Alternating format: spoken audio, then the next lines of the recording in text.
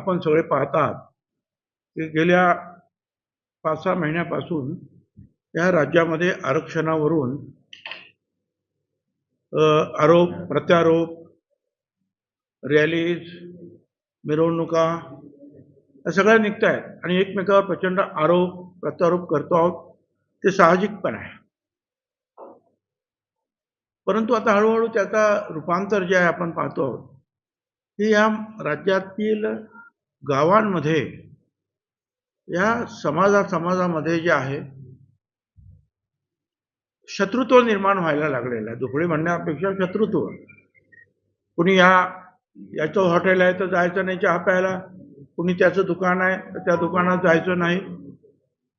एवढंच नाही तर कोणी याचं स्टेटस टाकलं, कोणी त्याचं स्टेटस टाकलं म्हणून घाणेरड्या शब्दामध्ये ट्रोल करणं तेवढ्यावरच थांबत नाही तर एकमेकाच्या डोकी फोडण्यापर्यंत प्रकरण गेलेलं आहे.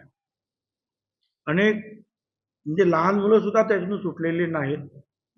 हे सगळे रिपोर्ट सगळे जे आहेत फोटो माझ्याकडे येतात. आम्ही अर्थात पोलिसांना कळवतो. प्रश्न असा आहे की हा केवळ पोलिसांकडून सोडवला जाणारा प्रश्न आहे असं मला वाटत नाही.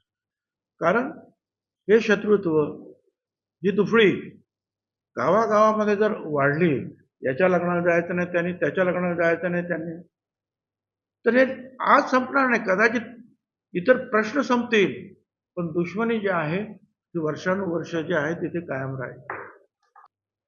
हे असंच जर चालू राहिलं ते बोलणार, हे बोलणार, हे बोलणार, आपण सगळे बोलणार. काही लोक असे असतात की बस जेवढं पेटल तेवढंच बरं आहे. ठळक घडामोडींसाठी देशोन्नती न्यूज चॅनलला सबस्क्राईब करा आणि बेल आयकॉन प्रेस करा. मुंबई, पुणे, नागपूर, मराठवाडा असो का विदर्भ, राजकीय, सामाजिक, शैक्षणिक क्षेत्र असो का क्रीडा, सर्वच घडामोडीचे विश्लेषण पाहायला विसरू नका. फक्त देशोन्नती न्यूजवर.